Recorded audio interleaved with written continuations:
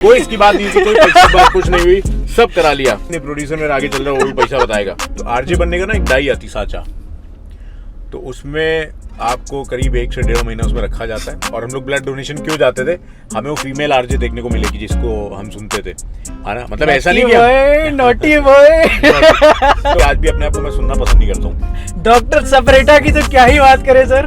बीच का एक लेवल इतना स्ट्रेस वाला पहुंच जाए कि उसको लगे कि यार फंस गए आज, यमदूत सामने दिखाई दे रहे हैं और गलत गाड़ी में बैठ गए और ये क्या हो गया। कारोबार ऐसे बंद हो गया क्योंकि कारोबार के जो गार्ड साहब थे ना हमारे, जो मेरे बगल में बैठते थे, वो गार्ड साहब बन गए सेलिब्रिटी।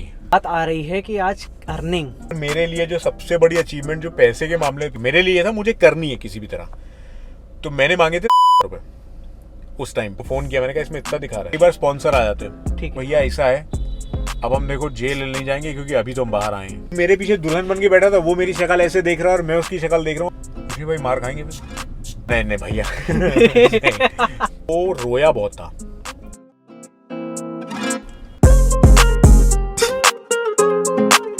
एक मिनट सर, एक जरा फोन। हाँ बिल्कुल हेलो नोचू। मैं कर रहा था। हाँ अरे सर वही नोचू से लगा हुआ था। अच्छा हाँ अरे हाँ आ गए यार सर, आ गए। अरे हाँ यार दे रहा हूँ यार, तुम रुक जाओ यार। हाँ आ गए, रुको रुको यार। तो सर ये नोचू ने दिलवाया है आपको इन्वॉल्व की तरफ से एक छोटा सा, मतलब टोकन ऑफ लव कहते हैं इसको। टोकन ऑफ लव को हिंदी में क्या कहेंगे भाई? प्यार का वो, प्यार का गुच्छा, छोटी चुम्मी, छोटी सी चुम्मी, प्यार की चुम्मी। क्या बात है यार भाई, बहुत और सर एक चीज और आपको प्रेजेंट करने के लिए दी है, बहुत प्यारी है, मतलब छोटी सी। मैं चाहता हूँ कि इसको आप खुद ही खोलें। मैं खुद ही खोलूं? हाँ क्योंकि बीइंग अ कार लवर। सही बात है यार, गाड़ी में बैठने वालों के धागे तो खोल ही दिए, ये भी खोल जी जी जी। अरे वाह क्या बात है यार। इसको सर खोल सकते हैं आप, मतलब बड़ी यहाँ से। महंगी पैकिंग है यार। नहीं सर, अरे बहुत मतलब इकोनॉमिकल है। खुशबू ही खुशबू बहल गई भाई साहब गाड़ी में बैठते ही एकदम। लेकिन नहा के आए थे हम। कोई बात नहीं, बहुत तो सर जैसा कि 2 लोग हैं कभी अपन गाड़ी में, 2 गाड़ी हैं तो अलग अलग रख दीजिए। बहुत सिंपल सा है, इसको सर प्लेस करना भी आप कहीं पे भी अपनी गाड़ी में ऐसे टांग दीजिए। आप तो यूज कर लिए। ये गाड़ी के लिए तो नहीं, मेरे लिए ना। नहीं गाड़ी के लिए है सर ये। गाड़ी के लिए चलो तो सिंपल से सर 2 स्प्रे इसमें लगते हैं और आपकी गाड़ी महकती रहेगी। क्या बात है, जैसे प्रमोशन देखिए, बिना बताए ब्रांड प्रमोशन कराया जा रहा है। कोई इसकी बात नहीं थी, कोई पैसे की बात कुछ नहीं हुई, सब करा लिया। कुछ नहीं मिल रहा सर हमको भी। कोई बात नहीं, प्रोड्यूसर मेरा आगे चल रहा है, वो भी पैसा बताएगा। कोई बात नहीं, ये एडिट नहीं होना चाहिए, रखोगे इसको। हाँ जी सर। नहीं बहुत बढ़िया भाई, थैंक यू सो मच यार, थैंक यू सो मच। तो सर रास्ता भी बता, तो भाई हम लोग कहीं पे जा रहे हैं तो बीच में कंफ्यूज मत होइएगा आप लोग।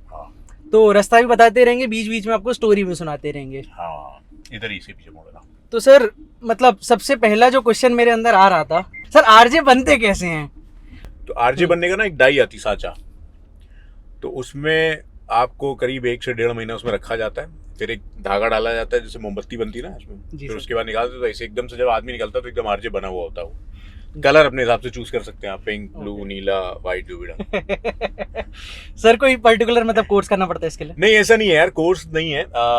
देखो बेसिकली क्या होता है कि आपको मजा आना चाहिए किसी भी काम के लिए। जी सर। जैसे मेरे से कई लोग पूछते हैं, मेरे पास कई लोग आते हैं जिन्होंने कोर्सेज किए हुए हैं, कि वो बोलते हैं शॉर्ट टर्म कोर्स हमने किया। तो मुझे आज तक पता नहीं चला ये आरजे बनाने का शॉर्ट टर्म कोर्स होता कौन सा भाई। देखो इसके लिए बेसिक नॉलेज होनी चाहिए। रेडियो सबसे जो जरूरी चीज है वो है कि आप खुद एक रेडियो के अच्छे लिसनर होने चाहिए। जी सर। कि आप रेडियो सुनते हो, रेडियो को जानते हो, रेडियो के आरजेस को आप सुनते हो, आपको बेसिक्स पता हो। बाकी ऐसा कोई वो नहीं है यार कि आप कोई कोर्स करो। हाँ अगर आप एक क्वालिटी वर्क चाहते हो तो मास कम्युनिकेशन बड़ा जरूरी है, कि आपको बेसिक रेडियो पता चल जाता है, वो आप कर सकते हो। बट ऐसा नहीं कि अगर आपने वो नहीं किया तो आप आरजे नहीं बन सकते। मैंने कुछ नहीं किया, बट मैंने 9 महीने की इंटर्नशिप करी है, और वो 9 महीने की इंटर्नशिप ने इतना कुछ सिखा दिया था मेरे को कि आज रेडियो के बेसिक क्या सही है क्या गलत है इतना पता होना चाहिए। आप गाड़ी चलाने के लिए कोई कोर्स नहीं करते ना। जी सर। आप चीजें सीखते हो, गलती करते हो, फिर आपको पता चल जाता है ये गियर है, ये क्लच है, ये वो है, बट आपको पता है गाड़ी ठोकनी नहीं है। जैसे चलाओगे तमीज से चलाओगे, बस हर काम तमीज से करोगे तो हर काम आ जाएगा इजी। सर एक शॉर्ट लाइन में अगर आपकी स्टोरी, अगर एक रिवाइज, मतलब कई लोगों ने आपको एक स्टोरी पता नहीं, कई लोगों को, तो एक शॉर्ट में आप बता सकते हैं कि क्या स्टोरी रही थी आपकी? यार ऐसा कोई इतना बड़ा दुख नहीं था मेरी स्टोरी में, तुम्हें कैसे बताऊं कि क्या थी। पंजाबी फैमिली से हूँ यार, एक बहुत नॉर्मल सी फैमिली थी। माँ बाप ने इतनी कोई दुनिया देखी नहीं थी कभी, तो हम लोग अपने आप को सेफ महसूस करते थे कि कोई भी छोटा मोटा काम कर लो। और घर पे हमारे एक दुकान जरूर होती थी, और उस दुकान में हर काम होता था, चाहे वो बेकरी का काम हो, चाहे वो कपड़े का काम हो, चाहे वो किसी और चीज का काम हो। तो हम लोग उससे ऊपर कभी निकले नहीं थे। है ना। तो भैया का थोड़ा सा हौजरी का काम था, तो मैं अभी हौजरी में काम करता था वहाँ पे। तो हम लोग का एक वो छोटी सी एक दुनिया सेट थी कि भैया ऐसे चल रहा है, ऐसे ही करेंगे। बट मेरे दिमाग में पता नहीं क्यों था कि यार मेरे को कुछ ऐसा करना है जिसमें माता पिता का इन्वेस्टमेंट ना हो। मतलब मेरे को डर लगता था कि इतना इन्वेस्टमेंट का पैसा है नहीं, और इन्वेस्ट करके अगर एक वो डर बना हुआ था कि कहीं डूब गया तो क्या जवाब देंगे। तो एक वो प्रेशर था, तो अपना खुद का कुछ करना था कि अगर कल को डूब जाता है या कुछ हो जाता है तो उसकी पूरी जिम्मेदारी मेरी होगी। तो एक ये प्रेशर लेके मैं शुरू से चल रहा था कि भैया जो भी करूंगा मैं अपनी मर्जी से करूंगा, अपने हिसाब से करूंगा, और अगर नहीं हुआ तो मैं बता सकूंगी मेरे हिसाब मतलब मुझसे ये गलत हुआ है। तो वो प्रेशर लेकर एक मौका मिल गया कानपुर से बाहर निकलने का। और जब आप अपना शहर छोड़ के बाहर जाते हो ना, तो आप बिल्कुल जीरो से स्टार्ट करते हो। अपने शहर में जब भी आप होते हो तो आपको बड़ा एटीट्यूड रहता है कि यार मैं ये क्यों करूंगा, मैं ऐसा क्यों करूं, मैं वहां क्यों जाऊं, अरे मैं पैदल थोड़ी जाऊंगा, मेरे को तो बाइक चाहिए, मैं तभी जाऊंगा। बट अब जब शहर के बाहर होते हो ना, आपको कोई नहीं जानता, आपको आपकी मदद के लिए कोई नहीं आता, आप प्रॉब्लम में हो तो आपको अकेले फेस करना है, आप रो रहे हो तो आपको कोई पूछने वाला नहीं है, आपकी जेब में पैसे नहीं है तो आपको कोई देने वाला नहीं है। तो जब इस सिचुएशन में आप होते हो ना, तब आप अपने हाथ पैर चलाते हो। तो ऐसी सिचुएशन में मैं था सूरत में, जब मैं कानपुर से अपनी लाइफ में पहली बार मैं बाहर गया था। तो वहां जाके मैं थोड़ा ओपन हुआ था, क्योंकि एक इंट्रोवर्ट आदमी को ना अपने एक उस कंफर्ट जोन से निकलना बड़ा जरूरी होता है। जी सर। तो मैं पहली बार अपनी लाइफ में 2007 या 2008 में वहां से बाहर निकला था। और वहां पे जाके जिस काम के लिए मैं गया था उस काम में मेरा मन नहीं लगता था, कपड़े के काम के लिए। और उसके बाद मैं रेडियो कानपुर में बहुत सुनता था। रेडियो तब ना नया नया आया था यहाँ पे, तो मैं बहुत अच्छा लिसनर था। सारे आरजेस से बातचीत मेरी फोन पे होती थी, कोई एक्टिविटी हो उसमें मैं पार्टिसिपेट करता था। ब्लड डोनेशन का भी कैंप लगा तो हम लोग पहुंच गए। और हम लोग ब्लड डोनेशन क्यों जाते थे, हमें वो फीमेल आरजे देखने को मिलेगी जिसको हम सुनते थे, है ना। मतलब ऐसा नहीं कि नॉटी बॉय तो हम इसलिए चले जाते थे कि भाई चलो कोई भी एक्टिविटी में जाए। तो मुझे पता था यार रेडियो में ऐसा ऐसा होता है जी। तो मैं बस मुंह उठा के एक दिन एक स्टूडियो चला गया। वहां पे मैंने उनसे बोला कि मेरे को आरजे बनना है। जी सर। तो बड़ी बात है कि यार देखो टैलेंटेड सब लोग हैं, बट आपको ना सामने वाला जो बंदा होता है ना, वो एक अच्छा मिलने की बहुत जरूरत होती है। तो मेरे को वहां पे कुछ 2-4 लोग बहुत अच्छे मिले जिन्होंने मेरे को बेसिक बताया, सिखाया रेडियो के बारे में। तो वो जब सिखाया तो मुझे 1 हफ्ते की इंटर्नशिप मिल गई। उन्होंने बोला कि हम 1 हफ्ते की आपको इंटर्नशिप दे देंगे, आप एक हफ्ता सीखो यहाँ पे। बट उस 1 हफ्ते में ना मैंने वो सारे काम कर डाले जो मतलब उनको उम्मीद नहीं थी। मैं रात में 1-1:30 बजे भी बच जाए तो काम कर रहे हैं, 2 बज गए काम कर रहे हैं, फिर सुबह टाइम से आ रहे हैं, क्योंकि और कोई काम होता नहीं था। सुबह 8 बजे 7 बजे आना है तो आना है, और रात में 1:30 बजे तक मैं रुकता था। हालांकि मेरा ऑफ 5 बजे हो जाता था, बट उसके अलावा मेरे पास कोई काम नहीं था, क्योंकि फैमिली वहां थी नहीं, मैं सिंगल था। तो ये सब काम देख के ना उन्होंने 1 हफ्ता और बढ़ाया, करते करते मैं 9 महीने वहां तक मुझे कुछ मिलता नहीं था। तो 9 महीने मैंने वहां पे इंटर्नशिप करी। तो उस इंटर्नशिप ने ना मेरे को सारा कुछ बेसिक जो रेडियो का होता है ना वो बता दिया। तो उसके बाद फिर 9 महीने के बाद फिर मेरी जॉब लग गई रेड एफएम में। रेड एफएम ने फिर मुझे जयपुर बुलाया, वहां पे मौका दिया, और आज रेड एफएम के साथ मुझे 13 साल हो गए। मतलब वो 13 साल कैसे बीत गए मेरे को पता नहीं चला। और आज भी मैं सीख रहा हूँ, ऐसा नहीं कि हम सीख गए, बट क्योंकि रेडियो में और इन सब फील्ड में ना इतना कुछ है कि आप हर रोज कुछ ना कुछ सीखते हो। अब जैसे आपके साथ बैठा हूँ, आज मुझे पता चला कि भैया ये ऐसे सेटअप आप गाड़ी में लगा सकते हो, ये भी कर सकते हो। तो बहुत सारी चीजें सर, ये car podcast first in India आपका। अरे वाह, क्या बात, आपसे ही सर स्टार्ट हुआ है। सर एक छोटा सा क्वेश्चन अराइज हुआ आपकी सारी बातों से। आपने 9 महीने की इंटर्नशिप करी है ना, आपको कोई अमाउंट नहीं मिल रहा था, तो सर आपने कंटिन्यू कैसे करी? और सर अगर आपको कोई अमाउंट नहीं मिल रहा था तो घर वाले कैसे, मतलब 9 months is a long period, sir कैसे आपने घर वालों को मनाया? या फिर यार जब आपकी जेब में पैसा नहीं होता ना तो आपके खर्चे बड़े लिमिटेड हो जाते हैं। मेरा देखो रहना वहाँ पे फ्री था। मतलब मेरे रिलेटिव हैं, उनका ऑफिस था जहाँ पे मैं रहता था, उनका साड़ियों का बिजनेस था, तो उनके ऑफिस में रहते थे। तो उनके ऑफिस में रहने का कोई खर्चा नहीं था, बस खाने पीने का खर्चा हमारा होता था। और खाना पीना यार देखो इतना अब आपको चाहिए कि नहीं हम भैया 5 स्टार होटल में जाके खाएंगे तो खर्चा वैसा होगा। आपको लग रहा है कि यार सुबह उठेंगे और हम कचौड़ी से काम चला लेंगे तो आपका खर्चा वैसा होगा। तो इतना कोई बहुत ज्यादा खर्चा नहीं था। मेरे ख्याल से 2-2.5 हजार रुपए में महीने में मेरा आराम से गुजारा जो है वहाँ पे हो जाता था। तो वो मुझे घर से रहना फ्री था। हाँ, रहना मेरा फ्री था। और ये सब मेरठ में हुआ था या फिर जयपुर? ये सूरत में हुआ था। मेरी इंटर्नशिप सूरत में थी। और मोस्टली मैं वहाँ पे चलना जो है प्रेफर करता था, या तो शेयरिंग ऑटो में या फिर पैदल। तो इतना ज्यादा कन्वेंस का खर्चा होता नहीं था। तो बस यही खाने पीने का जो हो जाए। खाने पीने में क्या है कि यार कभी वहाँ खाखड़ा खा लिया, कभी फाफड़ा खा लिया, कभी ये सब चीजें खा ली, तो वो भी 10, 12, 15, 20 रुपए 25 रुपए में नाश्ता हो जाता था। उसके बाद दोपहर में कभी स्किप कर दिया, रात में खा लिया, ऐसे चीजें चलती रहती थी। तो इतना खर्चा नहीं था कि हाँ, इतना नहीं था खर्चा। सर आपका फर्स्ट ऑन एयर एक्सपीरियंस कैसा था, मतलब जब आपको याद है सर कुछ, मतलब मेरे को first बिल्कुल याद है भाई, फर्स्ट ऑन एयर एक्सपीरियंस जो मेरा रेड एफएम में जब मेरी जॉब लग गई थी इंटर्नशिप में। नहीं सर, जो भी मतलब ऑन एयर आप फर्स्ट बार गए थे कभी भी? पहली बार मैं गया था 14 अगस्त 2009 में। एग्जैक्ट डेट याद है। हाँ, 14 अगस्त 2009, और उस टाइम रेड एफएम लॉन्च हुआ था और मेरा पहला शो था, और हम लोग के मतलब मेरे लिटरली हाथ पैर कांप रहे थे। ओके। और बहुत प्रेशर था, बहुत ज्यादा प्रेशर। जब वो पहला लिंक आप पहली बार रेडियो पे बोलते हो ना, आपको प्रेशर होता है कि बाहर 10 लोग सुन रहे होंगे, मेरा बॉस सुन रहा होगा, क्या रिएक्शन होगा। तो बोलने के बाद पहला प्रेशर ये होता है कि आप सिर्फ बोले जा रहे हो, बोले जा रहे हो, बोले जा रहे हो, बोले जा रहे हो, आपको समझ ही नहीं आ रहा कि आप बोल क्या रहे हो। फिर जब आपको फीडबैक मिलता है, बाहर से लोग आते हैं स्टूडियो में, आपके बॉस आते हैं, आपके प्रोग्रामिंग हेड आते हैं, आपको बताते हैं। तो मेरे को पहली लाइन आज भी याद है कि उन्होंने मुझसे बोला था कि तुम रेडियो पे अच्छा साउंड कर रहे हो, तुम्हारी आवाज अच्छी लग रही है रेडियो पे। तो थोड़ा सुकून मिला था। उसके बाद कॉन्फिडेंस धीरे धीरे बिल्ड होता गया। बट आज भी मैं बताऊं कि आज भी अपने आप को मैं सुनना पसंद नहीं करता हूँ। ना मैं अपने खुद को वीडियो में देख पाता हूँ, पता नहीं क्यों, शायद मेरा नेचर ऐसा है। कई लोगों के साथ ऐसा होता है, वो ना मैं अपनी आवाज सुन सकता हूँ। मैं रेडियो पे गाड़ी चलाते हुए मेरी आवाज कभी भी आती है, मैं स्विच कर देता हूँ। वीडियोस में अपने कभी भी देख रहा हूँ तो मैं हटा देता हूँ। एक छोटा सा मतलब एक आया, आपने जैसा बताया आपका फर्स्ट एक्सपीरियंस अच्छा रहा है ना, ओवरऑल अच्छा था है ना। तो सर एक पॉइंट ऐसा भी आएगा, एक वर्स्ट एक्सपीरियंस भी होगा जो आपको हमेशा याद रहेगा कि यार ये वाला टाइम मैं कभी नहीं भूल पाया, उस दिन मैंने बहुत बड़ी गलती कर दी थी। सर कोई ऐसा पार्ट था आपसे? यार भगवान की दया से ऐसा कभी हुआ तो नहीं है। ऐसा कुछ भी यार ऐसा खराब या गलत एक्सपीरियंस मेरे ख्याल से नहीं हुआ, तभी मेरे को आज तक कभी ऐसा पता नहीं चला।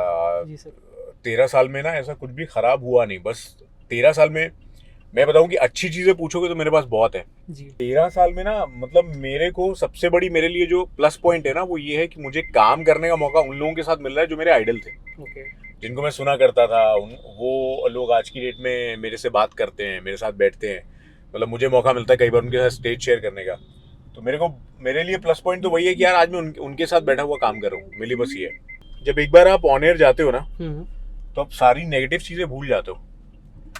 तो ऐसा कुछ अगर आ भी रहा हो ना आपके जहन में, तो हम लोग उसे आने नहीं देते। मतलब एक आप यार एंटरटेन करने के लिए बैठे हो।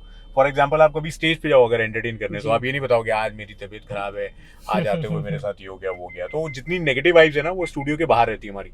तो ऐसा कभी कोई चांस हुआ नहीं जो बड़ा नेगेटिव हुआ ऑन एयर। ओके सर, 13 साल एक लंबा टाइम है अपनी ऑडियंस के साथ। तो आपने अपनी ऑडियंस से क्या सीखा, या उनके साथ रह के आपको क्या महसूस हुआ इन 13 साल में कि यार कैसे कैसे लोग मुझे मिले, या फिर कुछ भी कोई एक्सपीरियंस छोटा सा? यार उनसे ही मेरे ख्याल से मैंने सीखा, क्योंकि आप ना उनके लिए काम कर रहे हो तो उनको समझ पाना बड़ा ज़रूरी है।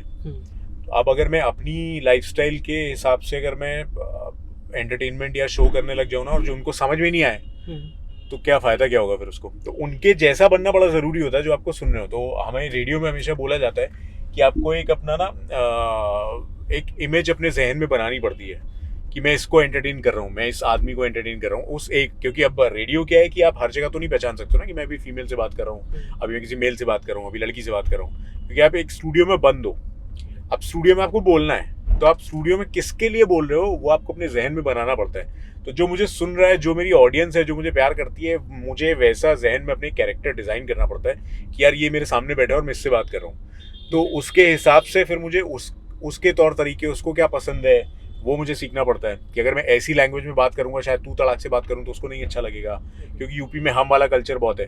तो अब मैं पंजाबी फैमिली से हूँ, हमारी पूरी फैमिली में तू करके बात करते हैं, तो वो एक अलग मामला हो गया, ये एक अलग मामला हो गया। यहाँ मुझे सामने दिख रहा है उसके हिसाब से बात करना है। तो उससे हर रोज सीखते रहते हैं यार कि वो कैसे खुश रहें, वो तौर तरीके रोज मुझे को सीखने पड़ते हैं। सर 2 पर्सनैलिटीज हैं हमने जो आपकी, एक देखी, एक रेडियो पे जो हमने सुनी है, सेकंड जो हमने यूट्यूब पे देखा है जो कि प्रैंक है। तो पर्सनली मतलब हम किस आरजे पूरक को असली माने, या फिर मतलब कौन सी एक ऐसी पर्सनैलिटी है जो आपको बहुत प्यारी लगती है कि यार ये मेरा मतलब यहाँ में जाके पूरा फ्री हो जाता हूँ? यार मेरे को ऐसा लगता है कि मैं जो रेडियो पे हूँ ना, और जो मैं यूट्यूब पे प्रैंक कर रहा हूँ, उसमें रेडियो का बहुत बड़ा रोल है, रेड एफएम का स्पेशली बहुत बड़ा रोल है। क्योंकि मैंने प्रैंक करना शुरू किए थे 2012 से। कभी आपने अगर वो ऑडियो सुना हो, गुप्ता जी सूजी है, या फिर वो वकील साहब के 3 गाने वाला था, म्यूजिक की मालगाड़ी वाला, तो वो मैंने किए थे 2012 में। अब वही जो 2012, 13, 14, 15 इतने सालों से मैं करता आया हूँ, अब वही चीज़ मैं कैमरे के सामने भी वही कर रहा हूँ। प्रैंक मैं तब भी कर रहा था, प्रैंक मैं आज भी कर रहा हूँ। तो मेरे लिए तो मैं आरजे पूरब वही वाला हूँ जो 2012 या 2009 में जो आरजे पूरब था, वो भी आज वही है। बस ये है कि थोड़ा सा अब दिखने लग गई हैं चीज़ें, बहुत ज़्यादा विजुअल हो गई हैं, कैमरे का बहुत ज़्यादा काम हो गया, तो बाकी लोगों को भी पता चल गया कि अच्छा ये था। पहले हम लोग रेडियो में तो सुनाई देते थे, आदमी जब देखता था तो बोलता था अच्छा अरे क्या बात है, आप वही हैं जो आप वहाँ पे आपको सुना हुआ है। अभी क्या है कि देख के पहचान लेते हैं, तो बस ये थोड़ा सा फर्क आ गया, बाकी चीज़ें दोनों पे सेम चल रही हैं। ओके सर, एक चीज मतलब बड़ी मतलब मेरे मन में थी स्टार्टिंग से वीडियोस जब से मैं देख रहा हूँ कि इन नामों के आविष्कार कैसे हुए, या मतलब इन नामों के पीछे की स्टोरी क्या है। सर नोचू हो गया, गुलदाउदी हो गया, मृगनैनी हो गया, डॉक्टर सपरेटा की तो क्या ही बात करें सर, और बिल्लू हमारा सबसे एंड में जो सबसे कम यूज हुआ है लेकिन सबसे मजेदार रहा है। यार ये नाम देखो, इनमें कुछ कैरेक्टर असली हैं जो सच में हैं इस दुनिया में, मेरे नोन हैं, और कुछ नाम ऐसे हैं कि जब कोई बैठ रहा है ना तो पता नहीं मेरी जबान पे क्या आ जाए। मतलब ये सारे प्रैंक जो रैंडम शुरू होते हैं जी, कि जो बैठ गया उसके हिसाब से फिर दिमाग में कुछ भी चल रहा है। अब मैंने एक दो बार चीजें नोटिस करी, जैसे मैं छोटा सा एग्जांपल बताता हूँ कि एक मैंने चंद दी कुड़ी बदला दी पहन एक मंत्र मैंने जो है मारा था। अब मैं कभी भी ना प्रैंक याद करके या मैं ये बोलूंगा वो बोलूंगा, मैंने एक दो बार ट्राई किया बट मेरे से हुआ नहीं है। बट जो लोग ऐसा करते हैं वो वाकई में उनको सल्यूट यार, क्योंकि मेरे से नहीं हो पाया। मैंने कुछ और बनाया था वो लाइनें मैं लिखकर मैंने 3-4 बार याद भी करी थी कि कोई अगर बैठेगा तो मैं ये लाइन बोलूंगा। अब वो जब बंदा बैठा ना तो उस टाइम गाड़ी का पूरा माहौल कुछ और होता है। जब कोई बंदा बैठ रहा है, सोचो आप उसको डरा रहे हो, आप उसके साथ ऐसी बातें कर रहे हो कि गाड़ी का प्रेशर लेवल बहुत ज्यादा बढ़ा हुआ है उसके जहन में, वो कुछ भी कर सकता है, हो सकता है हाइपर हो जाए, कूदने की कोशिश करे, तो आप 10 चीजें ना भूल जाते हो। फिर आप वैसे चल रहे होते हो जैसे वो रिएक्ट कर रहा है आदमी। तो मेरे दिमाग में आया, मैंने कहा यार वो मंत्र मुझे बोलना था, मंत्र था क्या, अब मैं भूल गया वो मंत्र। और ये गाना जो है चंद दी कुड़ी बदला दी पहन, वो थोड़ी देर पहले मैं सुन रहा था रेडियो पे।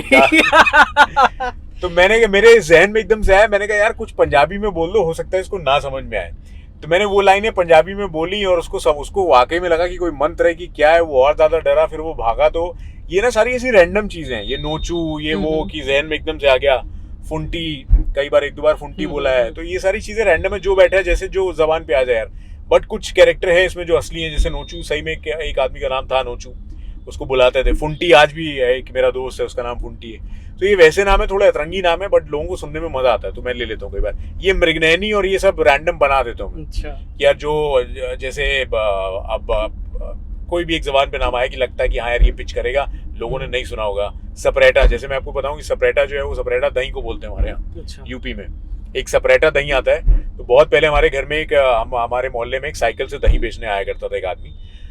तो वो दही जैसे अगर 40 रुपए का रेट है ना, तो उसका 15 रुपए का रेट होता था। अगर मार्केट में 100 रुपए का दही है तो उसका रेट 40 रुपए का या 50, मतलब उसका जस्ट हाफ होता था। तो मैंने पापा से एक दिन पूछा, मैंने कहा पापा इतना कम रेट इसका क्यों होता है और ये खट्टा क्यों बेचता है, मतलब खट्टा दही क्यों होता है। तो पापा ने बोला कि ये सपरेटा बेचता है।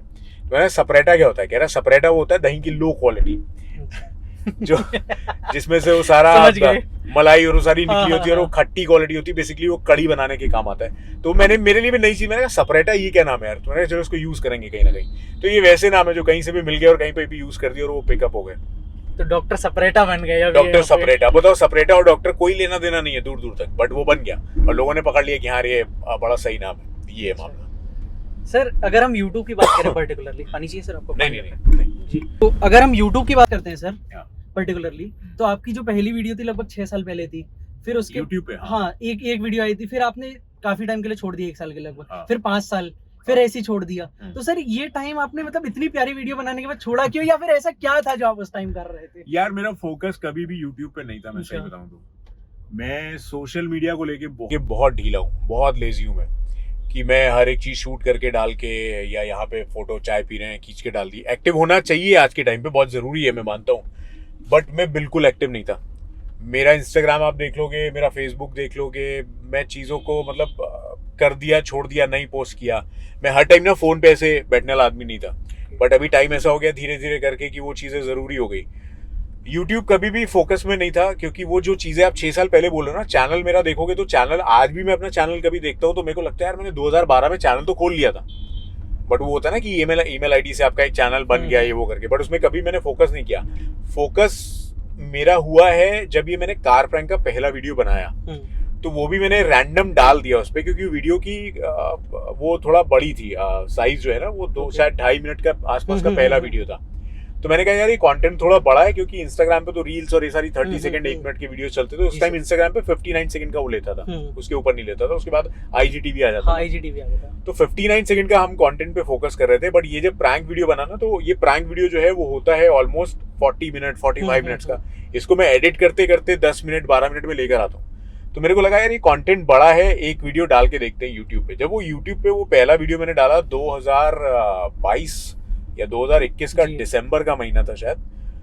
तो उस टाइम मेरे फॉलोअर्स थे करीब 250 के आसपास, और मैं सब्सक्राइबर्स मेरे थे उस टाइम 250 के आसपास। और मैं यूट्यूब पे ध्यान दे भी नहीं रहा था। मैंने ठीक है यार, क्योंकि देखो सारा फोकस शोज पे, रेडियो पे, इससे फुर्सत नहीं मिलती थी, इन सब में लगे रहते। मैंने कहा चलो इंस्टाग्राम पे डाल दिया, फेसबुक पे डाल दिया, अब इसको यूट्यूब पे डाल देते। बट जब वो यूट्यूब पे मैंने डाला ना, तो आप यकीन नहीं मानोगे, 1 महीने में मैं मेरे पास वो ऑप्शन आ गया था सिल्वर प्ले बटन का। अच्छा, सिल्वर प्ले बटन का। तो तब जब मैंने देखा ना कि तब अब मुझे सब कुछ नहीं पता था। मुझे सब्सक्राइबर्स ने बोला कि आपका मुबारक हो, आपका सिल्वर प्ले बटन आने वाला है। तब मुझे पता चला, मैंने कहा यार ये तो बड़े बड़े यूट्यूबर्स के पास होता है भाई, वो जो पकड़ के फोटो खिंचवाते हैं, वो वाला प्ले बटन। कह रहा हाँ सर आपका भी आएगा। मैंने कहा कैसे आएगा? कह रहा सर वो आपके 1 लाख हो गए। तो 1 लाख सब्सक्राइबर्स मेरे 1 महीने में हो गए थे। उस वीडियो के बाद फिर मैंने 2-3 वीडियोस और डाले। मोनेटाइजेशन पे आपने कभी ध्यान नहीं दिया? कुछ नहीं, वो सब लोगों ने मुझे बताया कि इसमें आप ऐसे होगा, ऐसे होगा मोनेटाइजेशन का। फिर नोटिफिकेशन आना शुरू हो गए यूट्यूब के। फिर वो चीजें मैंने सीखी कि यार एक ये भी दुनिया है, इस पे भी चीजें कर सकते हैं, यहाँ पर भी डालते हैं। तो वो ग्रेजुअली चीजें पता कर करके धीरे धीरे आगे बढ़ी। फिर पता चला नहीं यार यहाँ पर भी फोकस करना चाहिए भाई, तो इस यहाँ पर भी वीडियोस जाएंगे। तो उसके बाद फिर मेरे को लगा कि यहाँ 15-16 मिनट की वीडियोस की पब्लिक ना यहाँ पर है। छोटे प्लेटफॉर्म तो नहीं कहेंगे, जैसे छोटे वीडियोस का जो प्लेटफॉर्म है जैसे इंस्टाग्राम, वहाँ पे 16 मिनट के वीडियोस 15 मिनट की वीडियोस की पब्लिक थोड़ी कम है। यहाँ से टर्न है ना, तो वहां पे थोड़ी वो पब्लिक कम है। बट ये जो मैं बना रहा हूँ, ये यूट्यूब पे क्या है, आदमी थोड़ा फुर्सत में बैठता है, टाइम निकाल के बैठता है, स्क्रॉल नहीं करता है, उसको देखना है। तो फिर यूट्यूब के लिए मैं जागा थोड़ा सा कि हाँ यार इस पे करना है, इस पे करना है। फिर जब जाहिर सी बात है चीजें मोनेटाइज हो गई, तो किसको बुरा लगता है यार। और वो जब आने लग गया, तो फिर लोगों ने बोला कि भैया, जो लोग पहले लोग भाग जाते थे उधर के, और मैं पकड़ता नहीं था, आपको याद होगा शुरू के।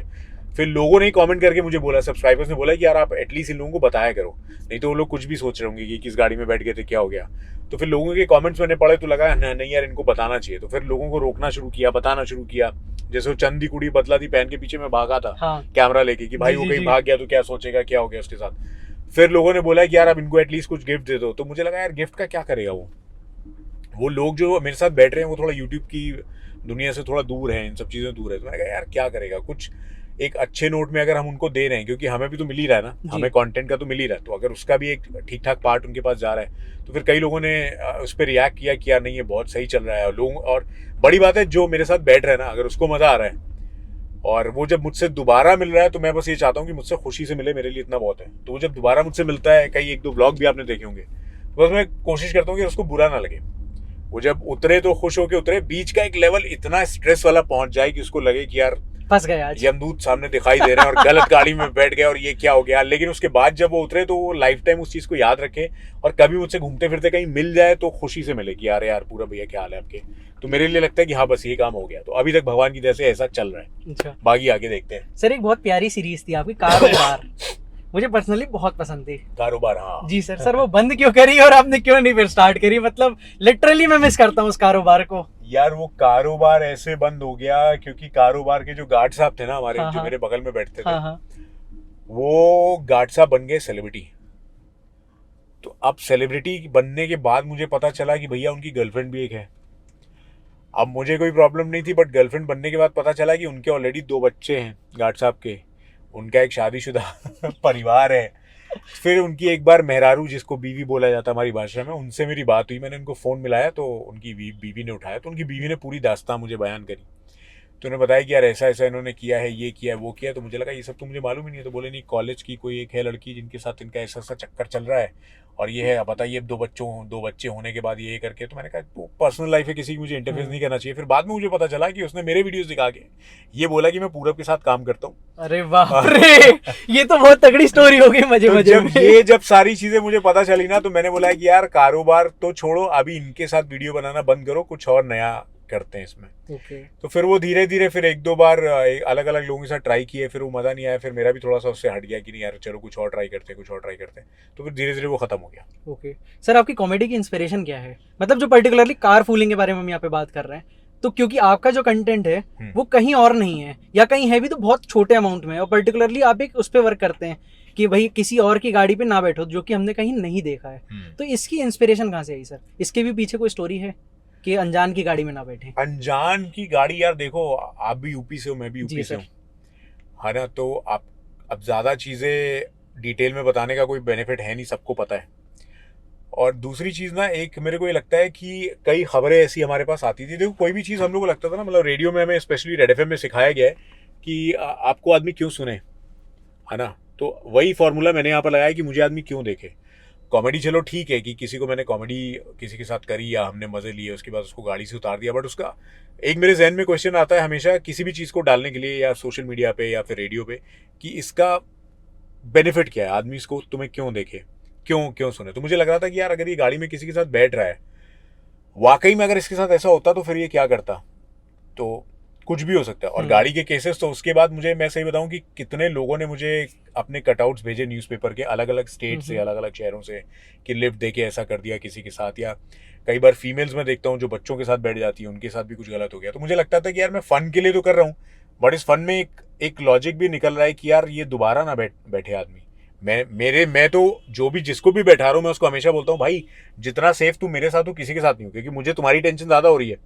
मैं तुम्हें डराऊंगा जरूर, मजे जरूर लूंगा, बट मुझे टेंशन है कि तुम ठीक ठाक पहुंच जाओ। हाँ, ठीक ठाक पहुंच जाओ, कहीं गाड़ी में तुम्हें कुछ हो ना जाए, और कभी दोबारा अगर तुम मिलो तो गुस्से से ना मिलो कि यार इसने मेरे को बैठाया था ऐसा करके। तो मैं तो तुम्हारी टेंशन करके तुम्हें बैठा रहा हूँ, मुझे अपना कंटेंट बनाना है, मुझे इसका भी प्रेशर है कि यार मुझे अपने कंटेंट भी क्रिएट करना है, बहुत सारे लोगों को हंसाना भी है, प्लस तुम्हारी सेफ्टी भी देखनी है। और कोई ऐसी बात नहीं करनी है कि तुम्हारे मजहब के ऊपर आ जाए, या फिजिकल तुम्हारे साथ होने की कोशिश करूं कि तुम्हें कोई हर्ट करूं या चोट पहुंचा दूं, वो भी ध्यान रखना है। तो इन सब चीज़ों का बैलेंस करके फिर मुझे लगा कि यार अगर ये किसी और के साथ बैठ गया तो फिर क्या होगा। तो फिर ये मैसेज बाद में देना शुरू किया कि यार ये मेरे साथ बैठा, पहली गलती तो उसने वही कर दी। और बड़ी बात है कि मैं खुद से कभी नहीं बैठाता हूँ कि अगर आप जैसे खड़े हो तो मैं खुद बोलूँ हाँ भैया आ जाओ आ जाओ आ जाओ, अरे मैं छोड़ देता हूँ, ऐसा कुछ नहीं। आपने अगर हाथ दिया तो मेरी गाड़ी रुकेगी, क्योंकि कल को आप बोल सको मुर्गा खुद चल के आ रहा है तो पकड़ लो। आप खुद कल को ये ना बोल सको कि आपने मुझे जबरदस्ती बैठाया। मैं बोलता हूँ ना कि भैया आपने हाथ दिया तो मैं रुक गया। सही बात है। तो कितना खतरनाक कईयों के लिए। और मुझे मालूम है कि अभी आज की डेट में मेरे शायद 46 या 44 45 एपिसोड्स हुए हैं। अब ये 45 बंदे दोबारा किसी गाड़ी में बैठने से पहले तो 10 बार सोचेंगे कि हाँ मेरे साथ ऐसा हुआ था, और कम से कम 10 लोगों को बताएंगे कि भैया सोच समझ के बैठना। तो मेरे को लग रहा है कि यार देखो, एक तो एंटरटेनमेंट भी हो रहा है, आदमी हंस भी रहा है, थोड़ा सा मैं तो कहूंगा कि आदमी को थोड़ा सीख जा रही है, एक मैसेज भी जा रहा है कि नहीं यार, अब मैं ये सोचूं कि मेरी जगह कोई ऐसा आदमी हो जो कि कुछ गलत कर दे, है ना। कुछ भी कर सकता है। आदमी कहता है कि भैया हमसे क्या लूटोगे, हमारे पास तो कुछ नहीं है। मैं कह रहा हूँ अरे यार नशे में कोई गाड़ी चला रहा है, कुछ भी कर दे। तो एक तो वो चीज़ का एक बेनिफिट है, दूसरा ये है कि यार एक कंटेंट क्रिएट हो रहा है तो उसमें क्या गलत है। सर एक बहुत छोटी सी चीज़ मेरे जहन में आ रही है कि जैसे आप अच्छे से के लिए कर रहे हैं, देयर आर चांसेस कि कोई आपके पास गलत आदमी आके बैठ जाए, है ना, कि जो सही में आपको हम करना चाहता हो उस प्रैंक के दौरान। आप तो प्रैंक शूट करने जा रहे हैं अच्छे से एक से कि भाई ठीक है, लेकिन अगला अगर कोई गलत आ गया तो आप उसके लिए क्या प्रिपरेशन रखते हैं? कुछ नहीं भाई, मार खाएंगे फिर। रे बाप रे, हो सकता है, नहीं कोई बड़ी बात नहीं। मैं थोड़ी यार कोई भी किसी भी तरह का बैठ सकता है। अभी लास्ट वीडियो मैंने बनाया था 2 वीडियो पहले का था, मैं उस एपिसोड का नाम भूल रहा हूँ, बदतमीज दुल्हन करके मैंने एक बनाया था अभी एपिसोड। तो उसमें क्या हुआ था, वो जो लड़का मेरे साथ बैठा था ना, तो मेरे पीछे एक मेरा आदमी था जिसको मैंने दुल्हन बनाया हुआ था ऐसे करके, मैंने कहा साड़ी आड़ी पहन लो। जी जी जी। अब वो डर बहुत कम रहा था सीने। अब तो मेरी सबसे ज्यादा पता है कब फटती है, जब आदमी यहाँ पे हाथ रखता है। तो मुझे लगता है यार छाती पे हाथ क्यों रख रहा है, इसको क्या प्रॉब्लम, अटैक ना आ जाए, कहीं अटैक ना आ जाए, क्या हो गया करके। तो कई लोगों ने मुझसे बोला कि भैया पहले वाले प्रैंक आपके बहुत जबरदस्त होते थे, अभी थोड़े कम हल्के। तो इसी वजह से मैं कम करने लगा हूँ, क्योंकि बीच में एक प्रैंक ऐसा हुआ था जिसमें उस लड़के को संभालना थोड़ा मुश्किल हो गया था। उसकी कंडीशन वाकई में थोड़ी ऐसी हो गई थी कि मुझे लग रहा था कि यार अब इसको कैसे मैनेज किया जाए। तो मुझे लगा भले ही आदमी को मजा कम आए, बट थोड़ा देख समझ के, थोड़ा लेवल इसका कम करके थोड़ा आराम से थोड़ा करेंगे, क्योंकि लॉन्ग टर्म करना है इसको। ये नहीं कि हाँ ठीक है एक पूरा भुआ करते थे, उन्होंने ऐसा किया फिर उसके साथ ऐसा हो गया भैया फिर बंद हो गया और वो, तो वैसा करने का प्लान नहीं था। तो एक लड़का मेरे साथ बैठा था उस प्रैंक में, और उस लड़के से जब हम लोग की बात हो रही थी ना, मजे मजे में हम लोग उसको लेकर आए। फिर मुझे लगा यार थोड़ा डर कम रहा है, चलो थोड़ा पुलिस का मामला और जेल वेल थोड़ा स्क्रिप्ट में बदलते हैं, लाते हैं। तो जब मैंने जेल की बात करी ना, मैंने कहा कि ऐसे ऐसे करके यार अभी अगर आप तुम्हें जेल जाना पड़ जाए तो हमारा नाम मत बताना ही वो करके। तो उसने थोड़ा सा रुक के ना आराम से बोला, कह रहा है यार भैया ऐसा है, अब हम देखो जेल नहीं जाएंगे क्योंकि अभी तो हम बाहर आए हैं। तो जब हम दोनों ने ये सुना ना कि अभी अपनी बाहर फट आया है, गई। तो अब जो मेरे पीछे दुल्हन बन के बैठा था वो मेरी शक्ल ऐसे देख रहा है और मैं उसकी शक्ल देख रहा हूँ। अब सोचो आपके बगल में एक ऐसा आदमी बैठा है जो अभी जेल होके आया है, तो उसका माइंडसेट क्या होगा। मतलब उसके लिए सब बहुत छोटी बात है कि आपने गाड़ी में बैठा लिया, कर लिया, क्या कर लोगे मेरा। तो ऐसे भी कई बार बैठ जाते हैं आदमी कि यार हमारी भी थोड़ा लगता है कि नहीं यार भाई थोड़ा संभल के, थोड़ा बच के। बट मैं प्रिपेयर हूँ उसके लिए कि यार कोई भी बैठ सकता है, तो मेरे साथ भी नुकसान कुछ कभी हो सेफ्टी के सकता लिए है। सर बंदूक नहीं नहीं भैया नहीं, ऐसा कुछ नहीं यार, ऐसी कोई जरूरत अभी तक भगवान की जैसे पड़ी नहीं है। और बढ़िया लोग बैठते हैं यार, ऐसी जरूरत नहीं आएगी मेरे ख्याल से। जब कोई सीट बेल्ट पहन लेता तब कैसा लगता है? वो मेरे को पहनानी पड़ती है भाई। नहीं, कोई अपने आप से पहन लेता है कभी-कभी। तो मैं बड़ा हैरान हो जाता हूँ कि यार ये इतना बड़ा काम कैसे हो गया इस गाड़ी के अंदर बैठ के। क्योंकि मैं बताऊँ बड़ी कॉमन प्रॉब्लम है यहाँ पे सीट बेल्ट की। जिनके पास गाड़ियां हैं आज की डेट में, मुझे कई लोगों ने वीडियोस भेजे हैं जिनके रिलेटिव उन्होंने बना, ये वीडियो देखने के बाद उन्होंने अपने रिश्तेदार की वीडियो बना के मुझे भेजे, कह रहे हैं कि ये देखो वीडियो, ये सीट बेल्ट पहन नहीं पा रहा। और अच्छी खासी फैमिली से उनके पास गाड़ी है, वो बेल्ट ढूंढ रहे हैं कि इसको कहाँ से लगाया, क्योंकि उन्होंने कभी ट्राई नहीं किया लाइफ में।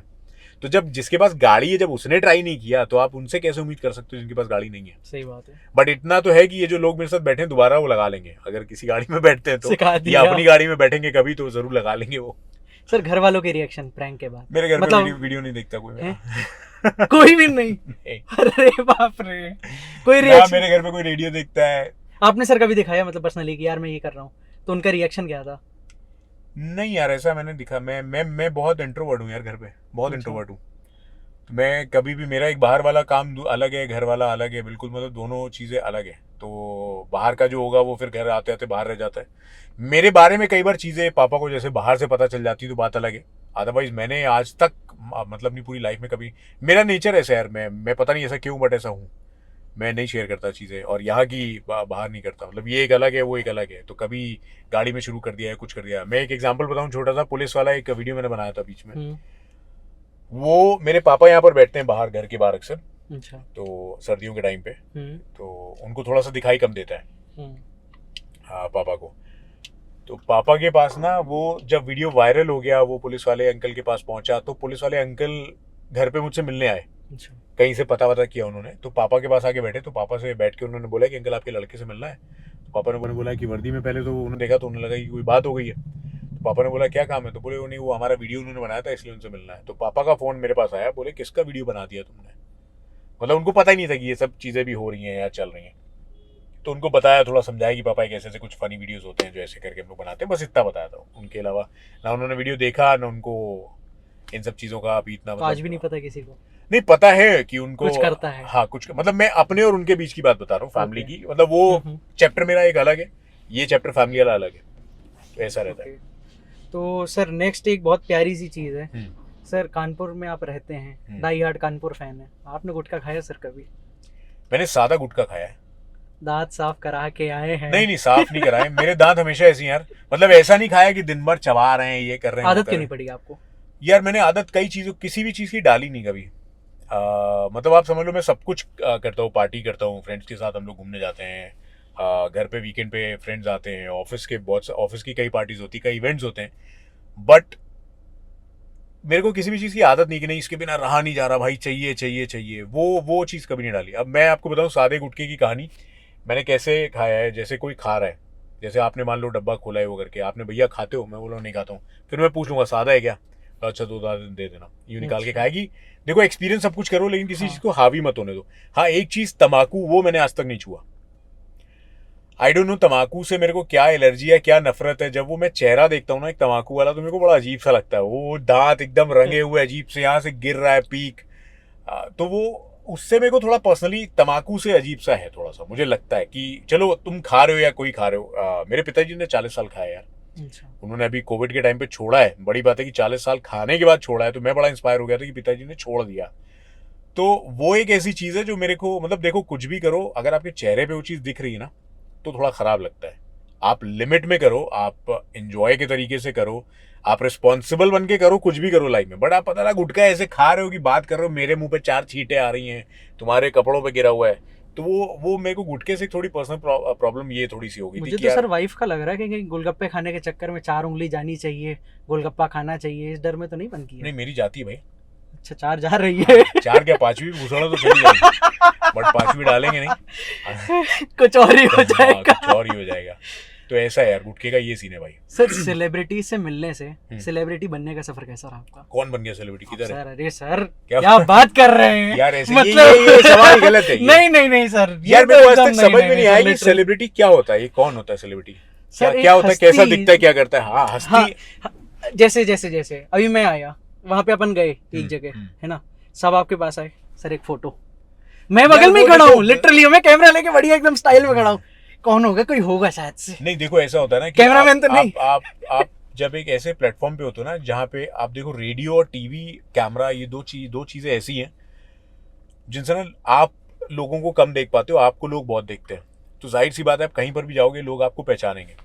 आप अगर अच्छा काम करोगे तो आपको प्यार करेंगे, आप उनको हंसाओगे, जाहिर सी बात है आपके पास आएंगे। बट अगर एकदम में भाव खाने लग जाओ क्यों करके, तो वही पब्लिक पता क्या कहेगी, मेरे इससे भगो फिर किनारे। तो वो सेलिब्रिटी वाला माहौल हो जाता है कि आप एक सेलेब हो। बट ये अच्छा लगता है मेरे को यार कि लोग ऐसे बोलते हैं कि हाँ फोटो ये वो फला ठिकाना। बट अगर आप ऐसे भाव खाओगे तो थोड़ा सा, सर तो कभी सेलिब्रिटी वाला मामला अलग है। हाँ। हाँ, ये मेरे को लगता है कि मेरा काम इनको पसंद आ रहा है, मतलब मेरे वीडियोस इनको पसंद आए। कोई ये बोलता है कि ये वाला वीडियो आपको देखा था मैं, तो मेरे को लगता है हाँ यार वो वाला वीडियो, में कमेंट पढ़ने में बड़ा मजा आता है अपने वीडियोस के नीचे। लोग मुझसे पूछते हैं कि तुम क्यों नहीं हंसते हो वीडियो के टाइम पे। मैं एडिटिंग के टाइम पे हंस लेता हूँ, प्लस मैं कमेंट पढ़ने में बहुत हंसता हूँ। जब मैं कमेंट्स अच्छा। पढ़ रहा होता हूँ वीडियो पर, वो हंसता मैं क्यों नहीं हूँ मुझे खुद नहीं मालूम है, क्योंकि मेरे अंदर एक डर होता है कि यार उसको कोई पता ना चल जाए बगल वाले को, तो वो डर की वजह से शायद मैं नहीं हंसता हूँ, ये रहता है। सर कभी वाइफ के साथ या बच्चों के साथ कभी घूम रहे हैं, लिटरली कानपुर में घूमेंगे ही आप, हाँ, जाहिर सी तो बात इतने सारे फैंस मिलने आते हैं, है। तो कैसे मतलब मैनेज कैसे करते हैं, मतलब इरिटेट नहीं हो जाते कभी? नहीं यार भाई, नहीं आएंगे तो इरिटेट हो जाएंगे कि कोई आ क्यों नहीं रहा मिलने। तो ऐसा कुछ नहीं यार, ऐसे बहुत बहुत प्यारा शहर है, बहुत नॉर्मल, ये बहुत छोटी सी चीज है यार, इतना है। शाहरुख खान थोड़ी हम लोग। सर बन तो रहे हैं कानपुर में। ऐसा ना ना ना, ये तो नहीं मानूंगा, कानपुर में तो है रोला, बल्कि नहीं। ऑल ओवर इंडिया में ही सर इस समय तो काफी अच्छा चल रहा है। नहीं, अच्छा चल रहा है, वाकई में अच्छा चल रहा है। और ये मेरे को एहसास हुआ था जब मैं कानपुर से निकल के बाकी शहरों में गया था, और वहां पे जब लोग मिलने आए थे स्पेशली होटल में, तो मेरे को लगा था भाई कुछ तो कर रहा हूँ मैं। मतलब यहाँ पे दूसरे शहर में जाना जहाँ पे कोई आपको नहीं जानता है, अपने शहर में तो चलो हाँ। ठीक है, बहुत सारे लोग जानते हैं। मैं यहाँ पे 2012 से यहाँ पे काम कर रहा हूँ, 2012 से रेडियो में हूँ, तो यहाँ पे तो ठीक है, लंबा लोग time हो जानते हैं, लोगों को पता है कि हाँ यहाँ पर है। बट दूसरे शहर में जब जाओ तो पता चलता है कि हाँ कानपुर से वो, ऐसा करके तब लगता है कि नहीं यार कुछ तो सही कर रहे हैं लाइफ में, कुछ तो जाहिर सी बात है अच्छा लगता है, मजा आता है। वाइफ का रिएक्शन क्या है जब वो बगल वाली सीट पे बैठती है और वो फील करती है तो वही सीट है जहाँ पे इतने प्रैंक हो रहे हैं? तब मेरी पड़ रही होती है, मैं चुपचाप गाड़ी चला रहा था उस टाइम में। तो उसका ये वो देखती है, कुछ वीडियोस मेरे देखती है वो, बट वो यूपी का कल्चर और यूपी की टोन वो थोड़ा सा उसके समझ में कम आती है अभी। Basically she is from Gujarat, तो मुझे मालूम है कि उसका जो लेवल है सोचने का, क्योंकि मुझे थोड़ी चीज़ें एक्सप्लेन करनी पड़ती हैं। जैसे कई पंचेज ऐसे होते हैं, जैसे नोचू या समथिंग कुछ ऐसे मैंने बोला, तो जिसमें लोगों को बहुत हंसी आती है, हो सकता है उसका रिएक्शन बिल्कुल फ्लैट हो, तो मुझे बताना पड़ता है कि इसका मतलब ये हुआ, तो कहती है अच्छा ओ ओके ओके, तो ये थोड़ा सा हो जाता है। तो उसके लिए बड़ी नॉर्मल चीज़ है कि हाँ ठीक है, पता नहीं क्या करें, क्या हो रहा होगा। सर वो वाली फीलिंग कैसी होती है जब शहर को आपके नाम से पहचाना जाता है? जाहिर सी बात है बहुत अच्छी होती है यार, बट इस शहर में बहुत बड़े बड़े नाम ऑलरेडी हैं, हम लोग तो उनको देख देख के काम कर रहे हैं। जैसे राजू श्रीवास्तव हमारे बीच में भले ही नहीं रहे हों, लेकिन राजू श्रीवास्तव को हम लोग कब से देख रहे थे, किस टाइम से देख रहे थे, और एक बहुत लंबा टाइम उनके साथ हम लोग सोच रहे थे कि बहुत मिलेगा, बट बदकिस्मती थी कि हमारे साथ वो लंबे टाइम तक नहीं है। और मेरी उनसे एक दो बार फ़ोन पे भी बात हुई, तो लगता था यार कि बहुत सारी बातें अभी करेंगे, बहुत कुछ सीखेंगे, बट एकदम से ऐसी खबर आई। तो शहर में बहुत बहुत बड़े बड़े नाम हुए यार, बहुत ऐसे नाम हुए जिनके बारे में बातचीत होती है इस नाम को लेकर। अपना नाम भी कहीं एक ज़रा सा अगर उसमें आ जाता है तो अच्छा लगता है। सर कोई एक प्रैंक की कोई अनटोल्ड स्टोरी आपकी जो आप मतलब शेयर करना चाहते हो अपनी पब्लिक से, कि यार इस प्रैंक के बारे में ये बताना भूल गया, इसके बिहाइंड द सीन्स ये थे, कोई एक बहुत प्यारा सा कोई प्रैंक हो?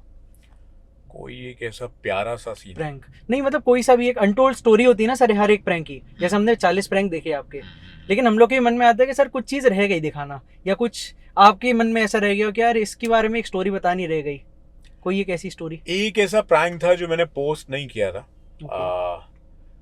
तो उस प्रैंक की स्टोरी ये थी यार कि एक लड़की को मैंने बैठाला था, उसके साथ प्रैंक किया, और प्रैंक भी अच्छा गया था, मज़ेदार था वो, उसने भी अपने अच्छे रिएक्शन दिए, तो मुझे लगा था कि निकल गया। जब मैंने उसको लिफाफा दिया ना, तो लिफाफे लेने के बाद वो रोया बहुत था, और उस टाइम तक बड़ा नॉर्मल था वो। लिफाफा लेने के बाद वो रोया बहुत था, और जब उसने वो चीज़ मेरे को बताई ना कि वो कई कई दिनों से बड़ा परेशान चल रहा था और फाइनेंशियली थोड़ी सी प्रॉब्लम थी उसके साथ, और वो हॉस्पिटल से आ रहा था क्योंकि उसके घर का कोई एडमिट था। तो उसने मेरे को टिफ़िन विफ़िन भी खोल के दिखाया कि ये देखो मेरे हाथ में टिफ़िन है, जैसे मैं अभी आया हूँ, मैं बहुत परेशान चल रहा था। और मेरे ख्याल से मैं अपना कुछ भी नहीं देता हूँ उसको, जो भी अमाउंट उसके बाद जाता है। मैंने आज तक कभी रिवील भी नहीं किया कि इतना ये दिया उसके लिए, बट वो उसके लिए ना बहुत बहुत बड़ी चीज़ हो गई थी वो। उसने मुझसे ये बोला कि कह रहा है तो मैं भैया पहले ही परेशान था, हॉस्पिटल से आ रहा था, एक एडमिट है, उसके बाद आपके साथ गाड़ी में बैठा तो मुझे लगा चलो 10-5 रुपए मेरे बच गए, गाड़ी मिल गई। फिर गाड़ी में आपने कुछ ऐसा माहौल बना दिया, मुझे लगा आज मेरा पूरा दिन ही ख़राब है, ये हो गया वो हो गया फलाने का नाम, मैं क्या करूँगा। बट उसके बाद जो वो लिफाफे वाला उसका सीन हुआ, तो तब मुझे लगा कि यार इसका बड़ा इमोशनल वो चीज़ है, तो उसका रोना और सारी चीज़ें बताना, मैंने कहा यार इसका डालेंगे नहीं। तो मैंने वो वीडियो पोस्ट नहीं किया था, बट वो एक ऐसी चीज़ थी कि आज भी मैं उसको याद करता हूँ कि यार कभी भी कोई भी इंसान ना कैसा भी बैठ सकता है। मतलब हो सकता है कोई अभी जेल से निकल के आया हो, कोई बहुत ज़्यादा परेशान हो। अब जैसे एक व्लॉग मैंने बनाया था जिसमें प्रैंक मैं करने वाला था, लेकिन लड़के ने बोला, एक अपनी स्टोरी बताई, एक बच्चे ने जिम्मेदारियां करके एक मैंने व्लॉग डाला था, तो उस बच्चे ने अपनी कहानी बताई। हाँ, अरे वहाँ पे गए थे। हाँ हाँ हाँ, समझ गया। तो अब वो उसकी एक अलग स्टोरी थी। तो जो भी आदमी मेरे साथ बैठ रहा है ना, मेरे खुद के लिए एक नया एक्सपीरियंस है वो आदमी। वो मुझे सीखने को मिल रहा है कि यार लाइफ में कुछ भी हो सकता है। वो हम अपनी छोटी छोटी चीज़ों को लेकर कई बार बोलते रहते हैं, उसके साथ भी कुछ भी हो सकता है। तो पता नहीं किसके साथ क्या हो जाए, कौन किस मजबूरी में बैठा है यार। तो सर पर्सनली मैं बहुत फील कर रहा हूँ ये चीज़ कि आप बहुत डाउन टू अर्थ हैं। ऐसा लगता है क्या? लगता है सर, नहीं सर है।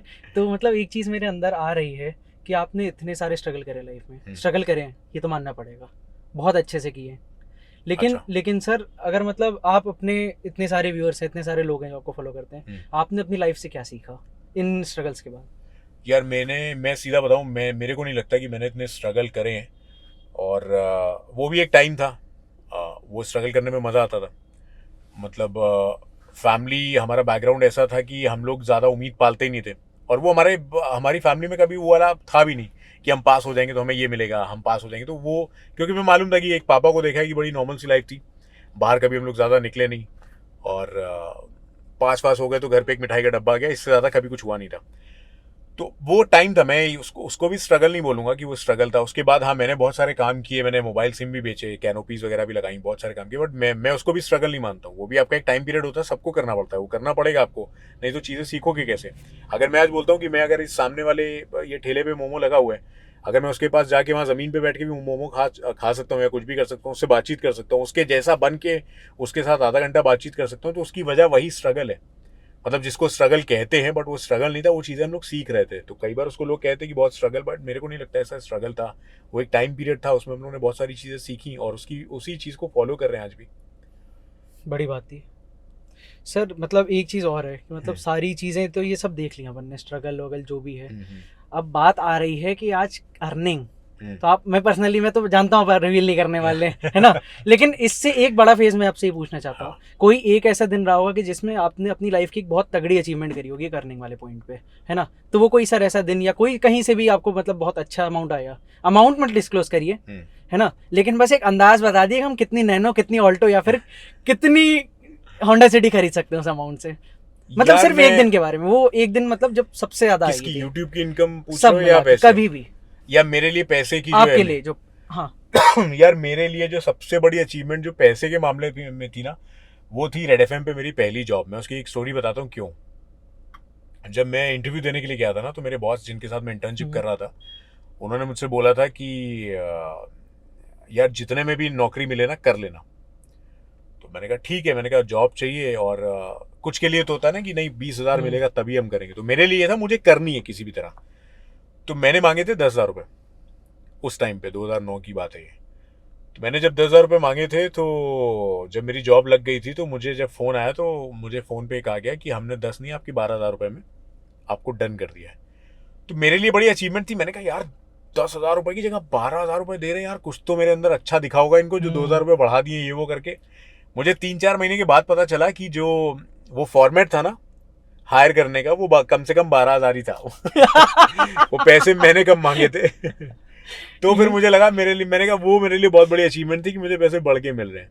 तो ये तो हो गई रेडियो की बात की, रेडियो के साथ ऐसा था। वो आज भी मैं किस्सा मेरे को याद है कि जब आप पैसे कम मांगो और आपको जब बढ़ के मिले, भले ही वो 1,000-500 क्यों ना, क्योंकि जब मैंने 10 मांगे थे मुझे उम्मीद थी 8। अब उस 8 की जगह आदमी कह रहा तुम्हारे 12 करवा दिए मैंने, तो मैंने कहा 12 करवा दिए। बाद में पता चला कि मिनिमम तो 12 था ही, तुम 14 भी मांग सकते थे, 15 भी मांग सकते थे। तो एक तो ये था, और दूसरा जो इनकम की मैं बात करूं तो जब कोविड शुरू हुआ ना, तो कोविड के टाइम पे सबको डर था नौकरी का, कि अगर नौकरी चली गई तो क्या करोगे, नौकरी चली गई तो क्या करोगे। तो मेरे भी जहन में ऐसा कुछ नहीं था कि यार हम एक चैनल बनाएंगे, फिर उस चैनल से इनकम होगी, फिर पैसा आएगा, ये सब से बहुत दूर थे हम लोग। अब एक टाइम पे ये भी था कि इस कोविड के दौरान ना, कोविड से पहले मेरे ख्याल से थोड़ा सा टाइम,